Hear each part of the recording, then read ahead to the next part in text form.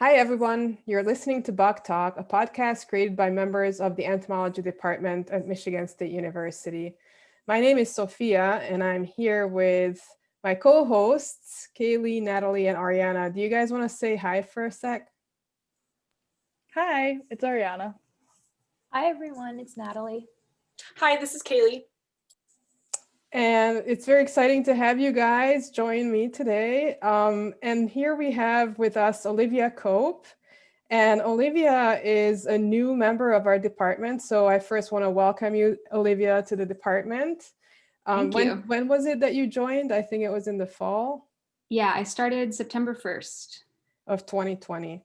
Yeah, just to be clear. September, yeah. So you've been in the department for a few months now, but I think you told me that you've only been to the department physically once. So I actually have never been to the department. Oh. I've been to campus once to get my ID card printed. All right. So I haven't been inside any of the entomology buildings. Okay, I think that's noteworthy in these strange times that you have not actually been to the department yet. You've been around for a while, but I think this is part of the reason why we like to have these podcasts, to welcome new members that people would never find out about because you don't go to campus, we don't have any meetings, and so on.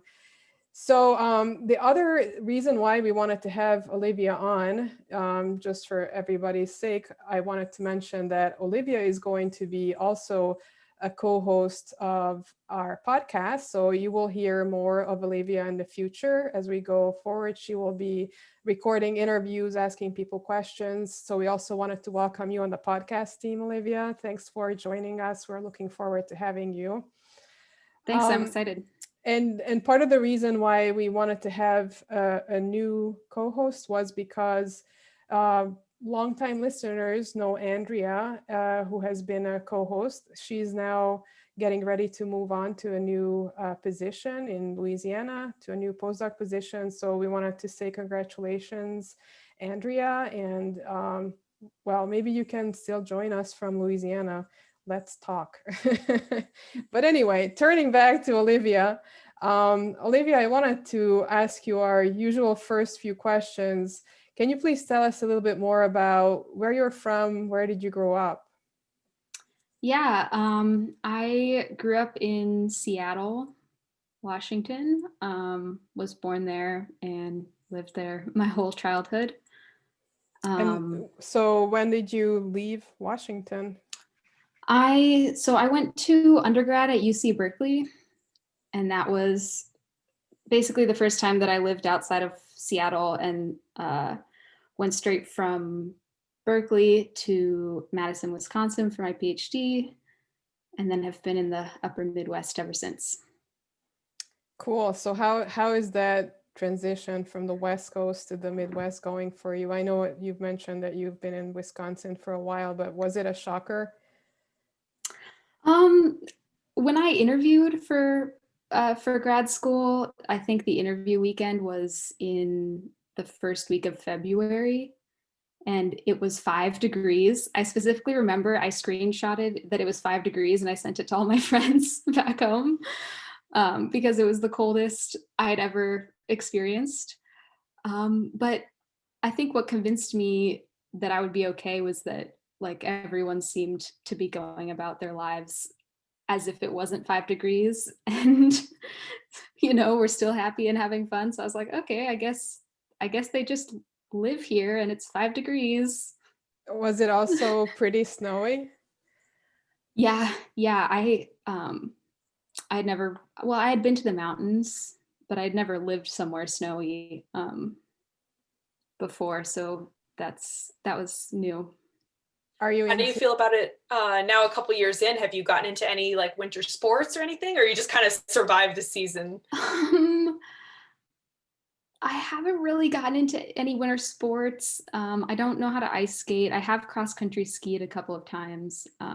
Usually I bike to work all year, so that's kind of my winter sport, is bike commuting in the winter, which is kind of an adventure in and of itself. Cool. So maybe let's go back to how you got into well, maybe entomology, but I guess primarily biology, or I guess how did you get introduced into sciences? Yeah, so growing up, my parents both worked for the EPA. So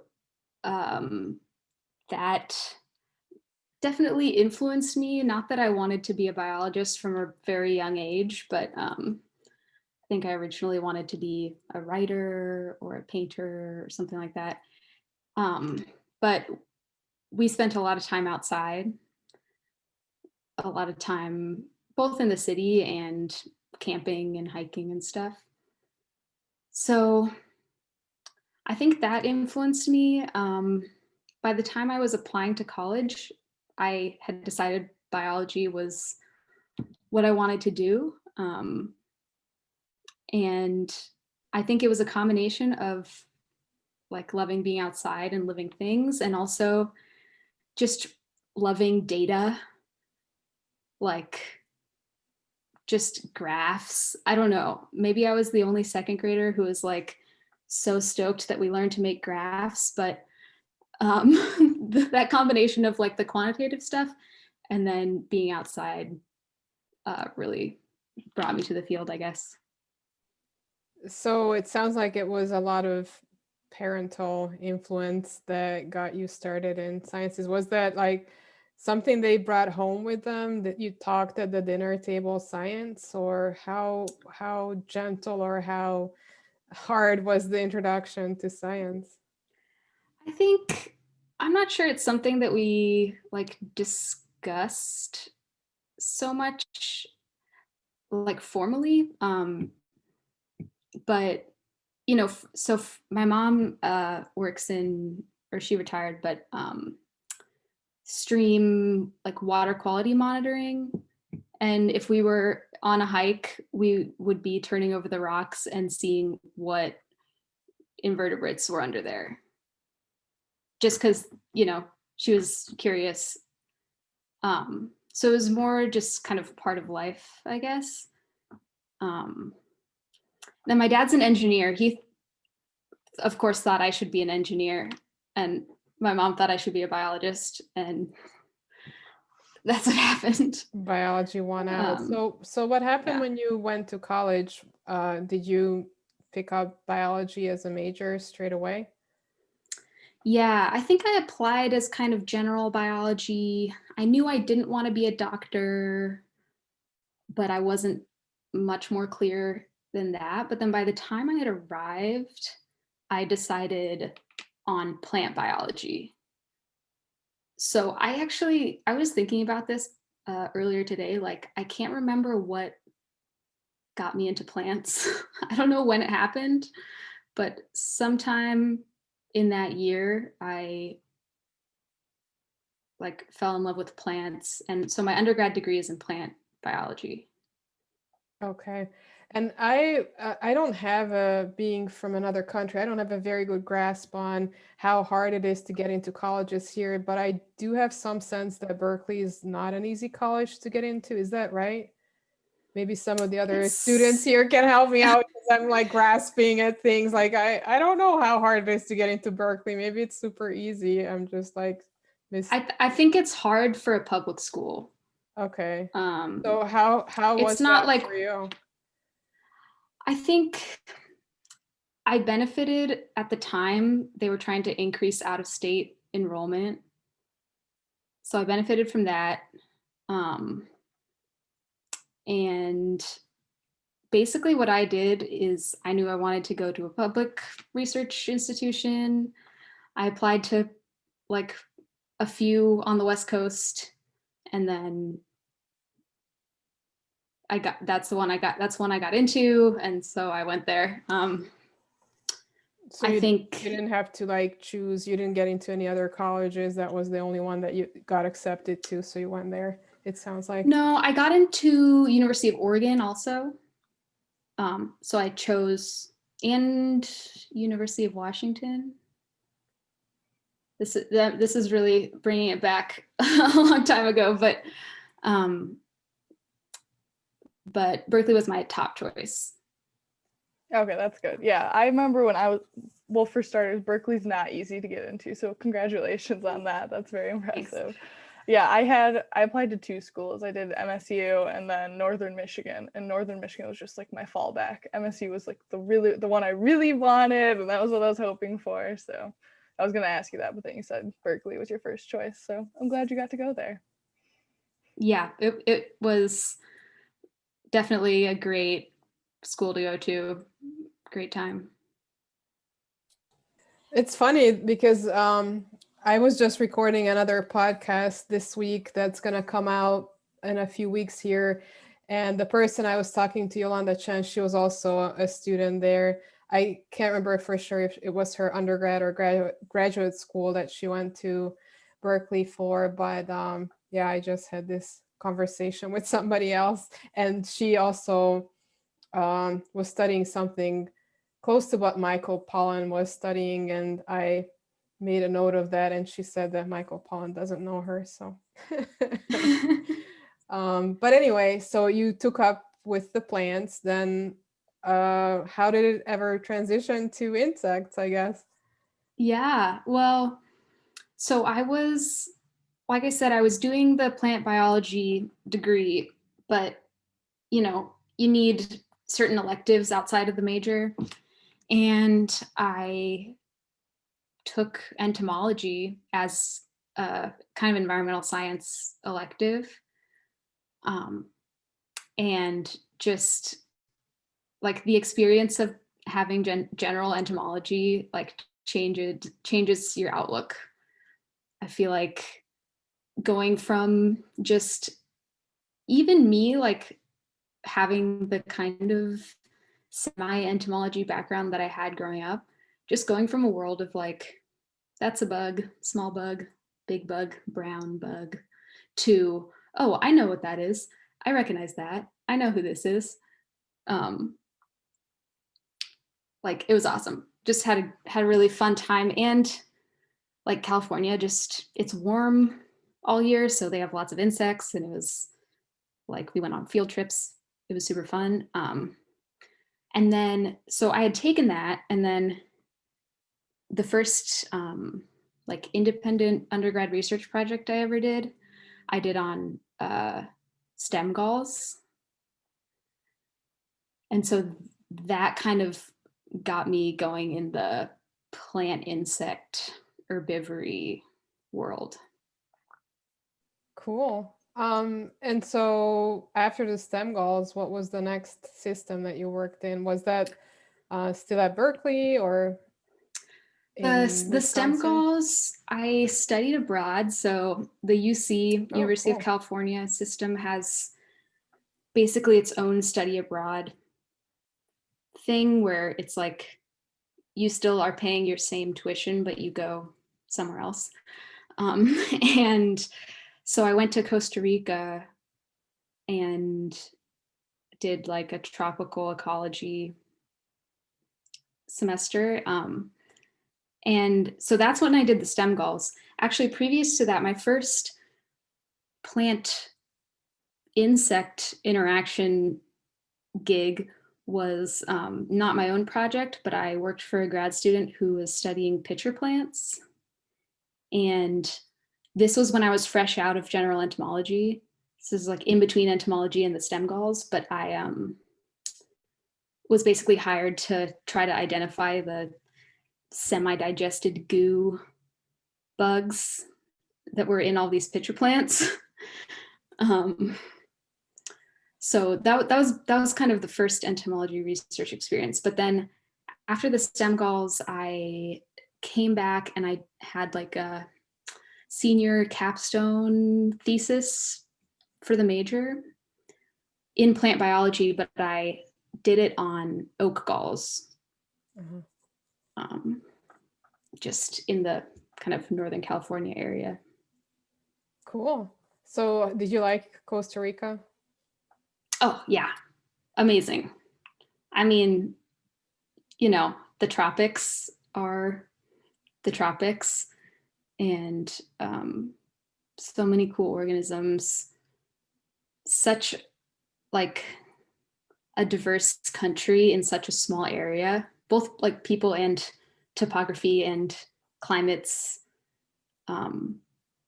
They have drought deciduous forest, they have cloud forest, they have like more classic tropical rainforest. It was amazing. I think it's pretty popular to go to Costa Rica. I have had interactions with students, so many that have done this. It's amazing. Ariana, Natalie, Kaylee, have you ever been, or no? None of you? I've never been. Yeah, I wish. And I agree with you, Sophia. I've heard like a lot of other people say that they've been. I think it must be maybe some of these programs are based there. Yeah. Yeah, I did my undergrad also in California, and it seems not in the UC system, but in like the private school system. And it seems like a lot of people and a lot of programs are like based in Costa Rica, and it's pretty popular, I think. I think even like the California state schools work with them pretty closely. Yeah, there are a few biological stations, like permanent biological stations, that I think host a lot of groups. So then after Berkeley came Wisconsin, right? Yeah. You didn't take any time off in between? I took the summer off and lived at my parents' house. But no, I didn't. I pretty much went straight from undergrad to grad school.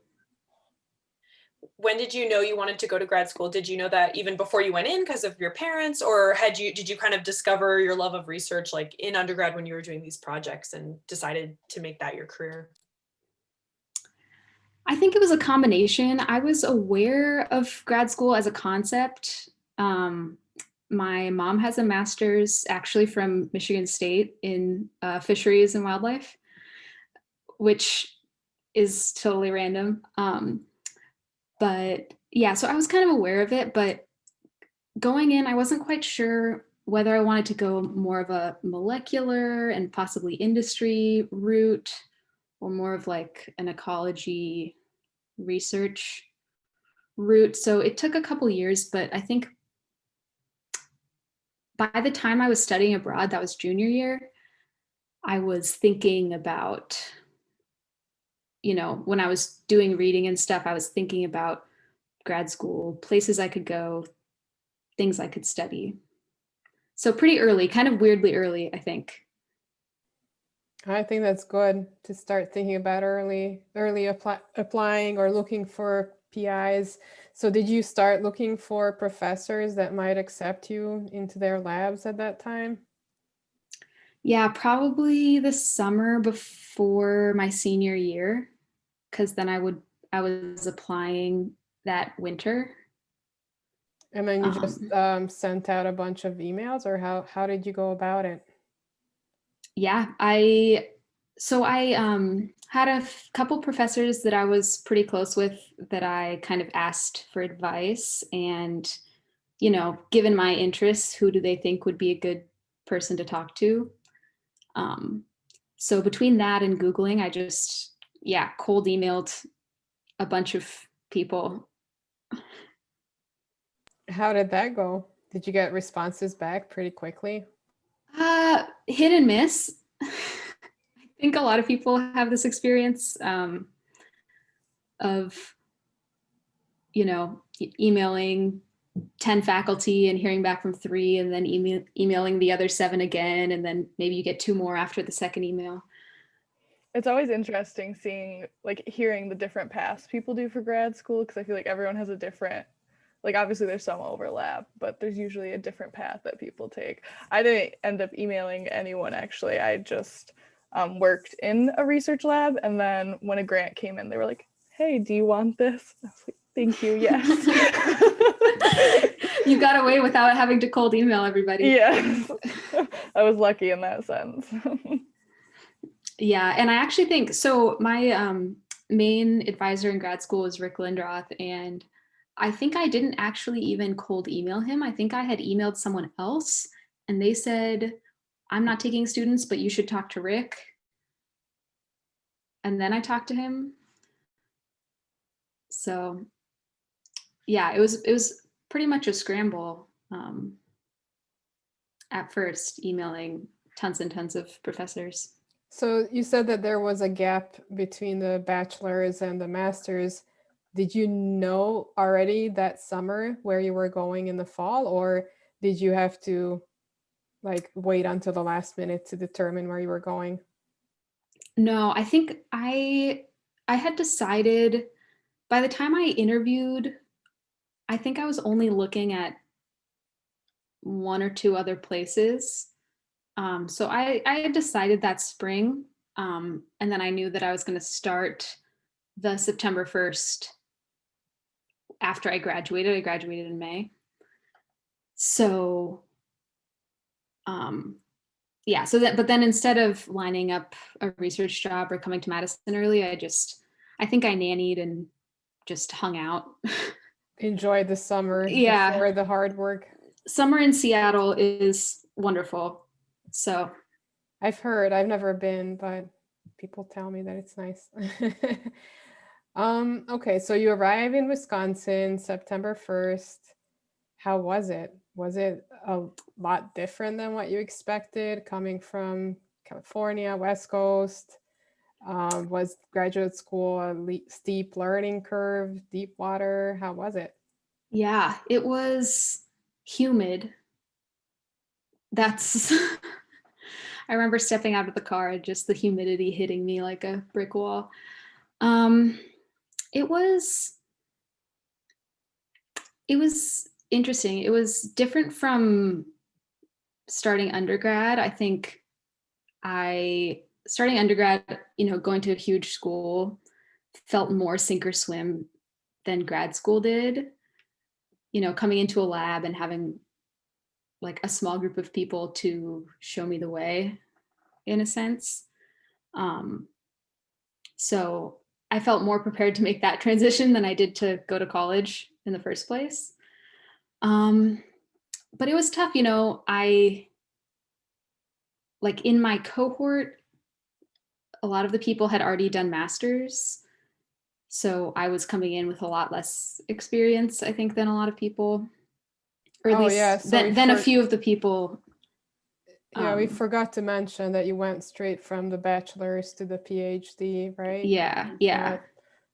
I guess in some disciplines it's common, but in entomology, I don't think it's that common. Yeah. Okay, so. Yeah, so I, my first year, I'm not even sure what I did. I was just, taking classes still and trying to figure out my research proposal. And yeah, it was tough, but another kind of advantage was that I was on an RA when I first started, so I didn't have to jump straight into teaching.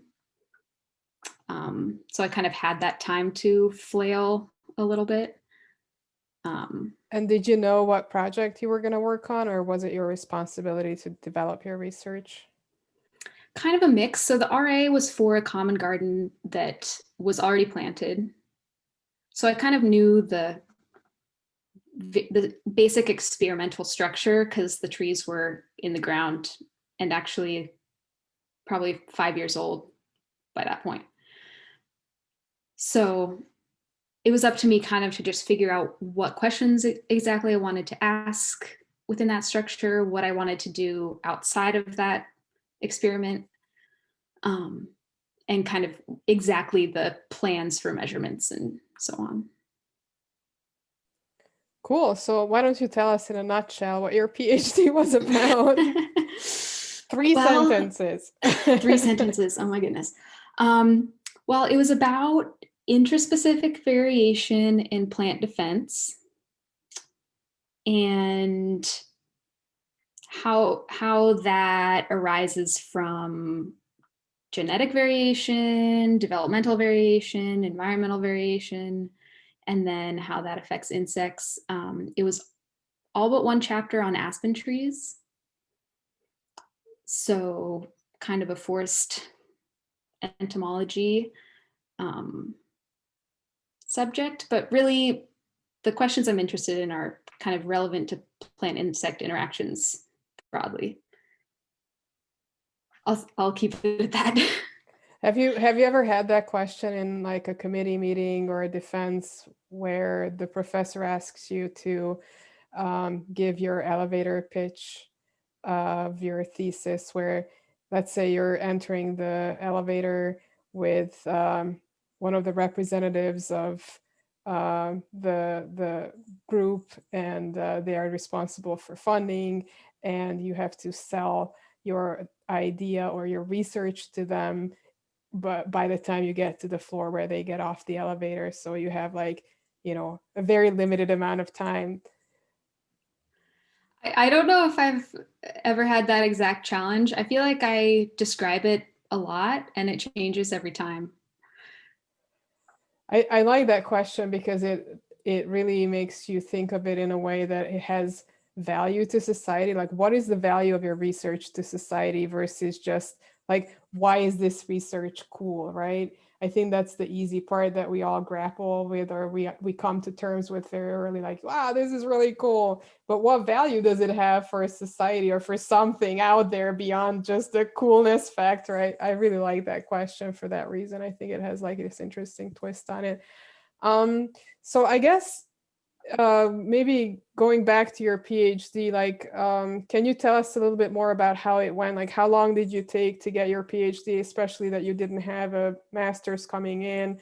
Was that like, it seems like you've done research prior to coming into the PhD, but from my own experience, I feel that people that don't have any kind of master's or a significant life experience that provides the equivalent of a master's sometimes have a hard time to make that switch into the PhD. How was that for you in terms of the research?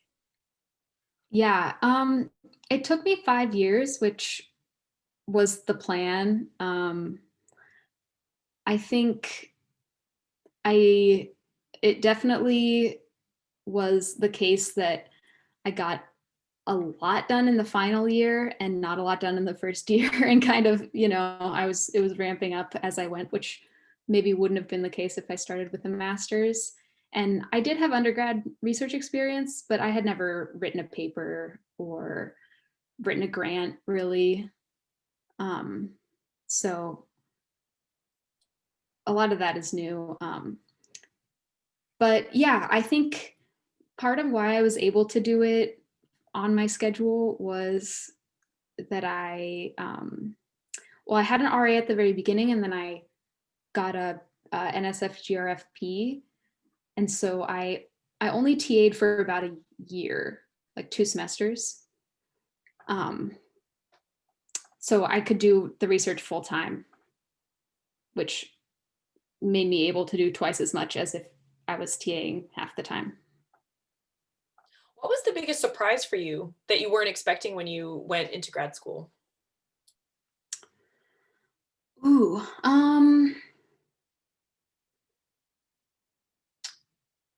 I think something that surprised me was, I don't know, maybe how much I would like conferences. I agree with you. Yeah. Conferences are so fun. Especially now, it's kind of, maybe I'm just nostalgic, but I was never like a huge, like big crowd group person, and I didn't ever do performing arts or public speaking really before being a scientist. So it kind of surprised me how much I enjoyed going to conferences, giving talks, like that kind of big event performance element. That just surprised me about me. Yeah, and it gets to be so, like, there's so much camaraderie, I feel like, and it's always fun to meet the other people in your sections, or like friends from other universities and stuff. I feel like, I don't know how it was for you, but I feel like that always made me feel more excited to like give talks, especially if it was the first time and I was nervous. If like some of my friends were in the section, that always helped, and I think that made it really fun. Oh yeah. Yeah, there was a summer that I spent in Colorado during my PhD, and I like my fondest memory is going to a conference in, I think it was the year that ESA was in Louisville. I don't even remember which ESA it was, but just like arriving and then like seeing all of my friends from Wisconsin at the conference and being like, hey, you guys, this is what I've been doing in Colorado. That's definitely like during my undergrad, I was in Lyman Briggs at MSU, and we had to do like symposiums where we presented posters, and I hated that. It was so much pressure. I knew there were like I was getting graded on it, but then you switch into grad school and it's like, yes, my friends, let me tell you about everything I've done. Let's catch up. Yes. Like, yeah, conferences are definitely a great perk of this. Yeah, I think that's a good point. The transition from a presentation that's graded to a presentation where you're just really trying to share your work. Yeah, and your grad school is more like geared towards things you want to do and things you like, so it's a lot better to present on them. It's not some project that your professors made you do, so yeah. I think that helps as well. So I haven't been to like an in-person conference since I got here at MSU. I joined last March, so we've been online, and I really feel like I'm missing out now. Like, this isn't fair. I went to the North Central branch 2 years ago during like my gap year. I went, but yeah, I haven't been able to go to any during my actual grad program, and I want to like yell at Matt for not sending me to like the annual ESA my first year, because I'm like, I can't go. Everyone talked about how cool annual ESA was, and I'm never gonna know. Hopefully this November you guys can both go and you'll see how amazing it is. I really hope so. It's so fun. Yeah. Cool. So I guess I want to quickly hear about like how you found the postdoc that you currently are in, because that's exciting. And then I wanted to see if Ariana, Natalie, and Kaylee, you want to have some of our fun little short questions after that. So if you can take a look at those, that would be great. I'm going to hand it over to you. So yeah, let's start, Olivia, with like, how did you find the postdoc? Was it easy? Did you have to like send out the cold emails again? Yeah, kind of. I started thinking about postdocs maybe a year before I thought I was going to finish my PhD. And I knew like the general ideal research area that I wanted to get into. I had started kind of looking at age structure and how timing can affect defense, and I wanted to go down that road and maybe get more into a climate change phenology arena. So I was kind of thinking about who I might want to work with, and I had actually met Will at a conference at the ESA when it was in Vancouver. And so I kind of like thought of him, and then I was like looking at what he had done. I sent him a cold, it's not cold because we had met before, but a cold-ish email. And we started working on a proposal for the NSF postdoc fellowship. So that was, I think that was due in November 2019. And of course, then you send it in and you're like, well, we'll hear from this in 6 months. And in the meantime, I was still, it's not like a guarantee in any regard. So I was still looking for other postdocs. And I did end up applying to and getting an offer for another one, but I hadn't heard back from NSF yet. This was maybe January 2020, January, February. And I didn't know how risky this was, but I ended up turning down that offer to wait to see if I got the NSF one. And then of course, COVID happened and I was like, oh my God, I turned down my only job offer. I'm going to be unemployed. It's going to be COVID. But then I got the grant. So it has a it has a happy ending. But there was about a month within COVID when I was very stressed. Wow, that's amazing that you took the courage to turn it down, to turn the job down. I guess that's a good point to note. So apparently you had a graduate student fellowship as well as the postdoctoral fellowship. So you are not disqualified from the postdoctoral one if you already had the graduate student fellowship. That's, I think, good to know for people that are planning to do something similar. Yeah, I think if anything, it's a positive.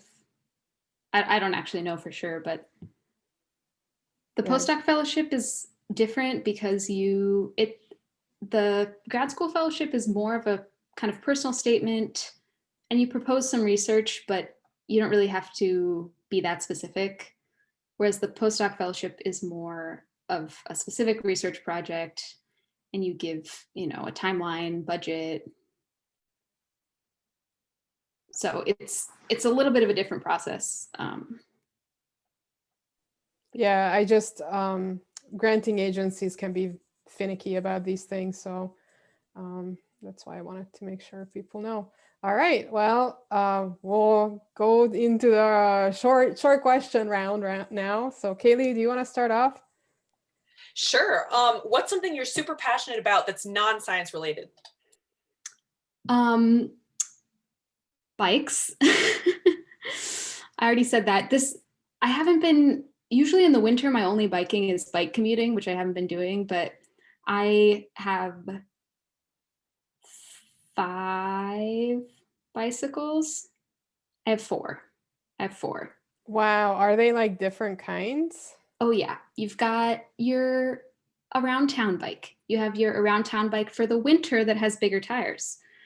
You have your road / cyclocross bike, and then mountain bike for the gnarlier trails. That's really cool. I've been hearing about gravel bikes. Are you into gravel bikes? Yeah, well, gravel bikes are kind of like road bikes, cyclocross bikes, and gravel bikes are all kind of in the same family. So I kind of have a gravel bike that's kind of a cyclocross bike. I think that Michigan has tons of great gravel riding. I got a little bit in at the end of the summer when I first got here. I'm so sad that I previously worked in Larry Goote's lab as a research tech, and there was another research tech, Colin, who was obsessed with bikes, and he had 5 bikes too, and I think you guys would totally hit it off, but he doesn't work there anymore. And I'm sad I can't be like, hey, you two should talk. Yeah. I can go to my question. What is your favorite food? Do you like breakfast foods, lunch foods, dinner foods? What's your go-to thing? I have a sweet tooth. I would say pastries as a group. Maybe an almond croissant. I like it. Yeah.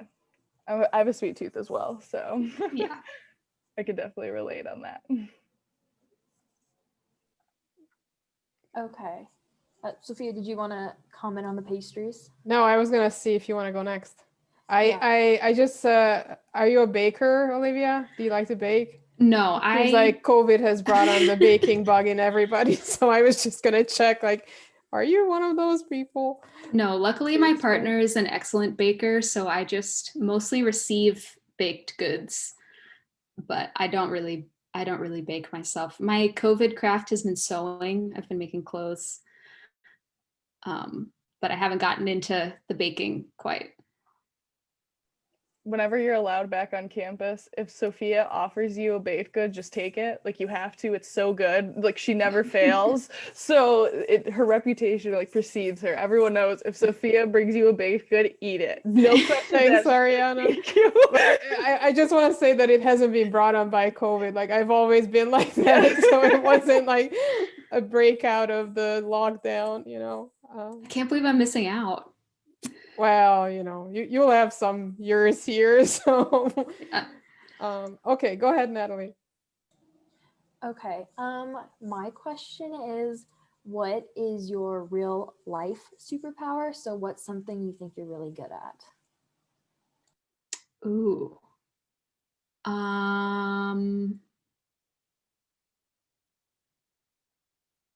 You know the card game Set? I'm really good at that card game. Oh man, it's okay. It's like one of those things, if you know, you know. But it's like a pattern matching card game. Is it like And when the cards are turned face down and you have to find the pair? no, it's like, oh man, people who are listening who know this game are gonna be like, of course this game. But it's hard to describe. There's like shapes that are also different colors, that are also different fills. And then there's different combinations of shape, fill, and color that are a set or aren't a set. So it's like a visual Sounds a pattern little bit matching like game. Uno. I know Uno. You'll have to teach us one day. Yeah, I was gonna say, Kaylee, I'm surprised you don't know it because you seem to know like every game out there. So good at card games, actually. I'm really into board games, but I'm not so good at the card games. But maybe you could teach us when, hopefully, fingers crossed, things go back to normal. We have like a game day once a week, so that would be fun to learn. I have a question. What are you currently binge watching, if anything? Ooh,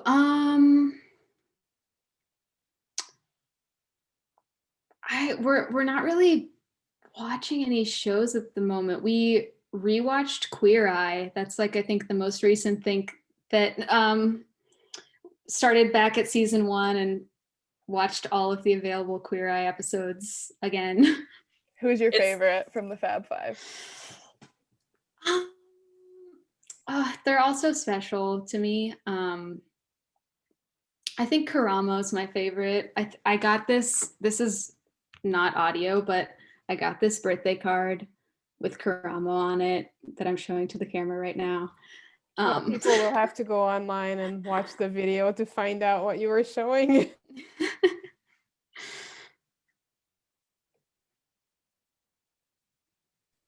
Cool. Natalie, go ahead. I have another question. What are you looking forward to doing in Michigan once things go back to a more normal social distancing ends? You can go out. What do you want to do? This requires the border to open with Canada, but I would really like to like drive to Detroit and then take the train from Windsor and go to Toronto and then maybe to Montreal or Quebec. I've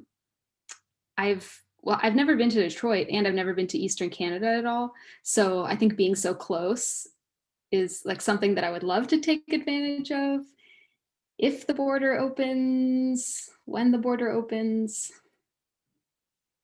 There is an amazing bakery in Greektown of Detroit, and I can't think of the name. And I know as soon as we end this call, I'll be able to like remember what it was, but I'll have to let you know because if you're going, I know you said you're a sweet tooth. It is amazing. That's the type of tourism info that I'm looking for.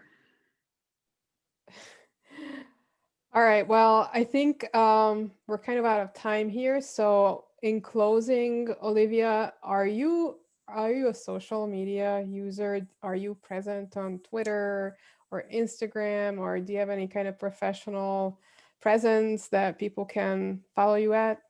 Yeah, I have a Twitter. I think my Instagram is maybe the same as my Twitter. My Twitter is definitely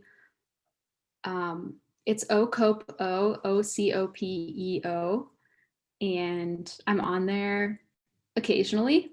So cool. Yeah, and just thanks for the welcome to the department. It's nice to meet all of you and hopefully introduce myself to the other department members that I otherwise wouldn't be meeting. So exactly. I think this is a great way to let everybody meet you in these distance times. And thanks for coming on the podcast and joining the team. We look forward to having you and interacting with you a lot more. And I'll make sure to include your Twitter handle in the show notes as well so that people can follow you. Great chatting with you, Olivia. Can't wait to learn set. It's fun. Look it up. Yeah, it was great virtually meeting you. All right. Well, thanks everybody for listening to today's podcast. We'll see you in the next one. Bye-bye.